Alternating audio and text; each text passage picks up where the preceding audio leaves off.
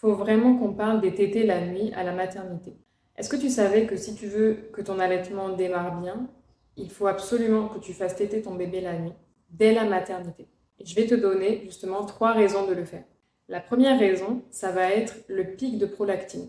Alors la prolactine, c'est quoi? C'est l'hormone qui sert à produire le lait. Ce pic de prolactine, il a lieu la nuit, vers 2-3 heures du matin.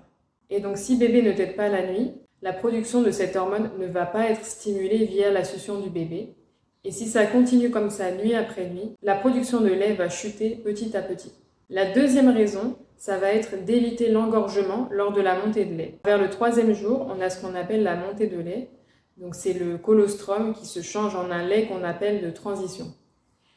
Si le sein n'est pas drainé très régulièrement les jours qui précèdent la montée de lait, on peut avoir potentiellement un engorgement qui sera très douloureux.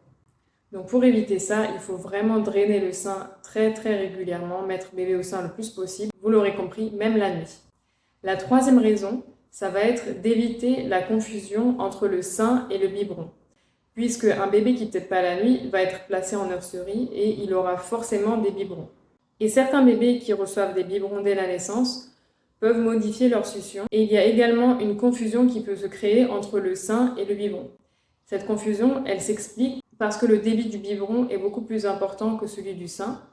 Et le bébé n'a aucun effort à faire pour téter le biberon puisque ça coule tout seul.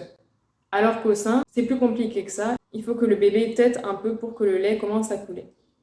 Du coup, de retour au sein, le bébé peut s'impatienter, s'énerver, voire carrément rejeter le sein, puisque ça ne coule pas aussi vite qu'au biberon.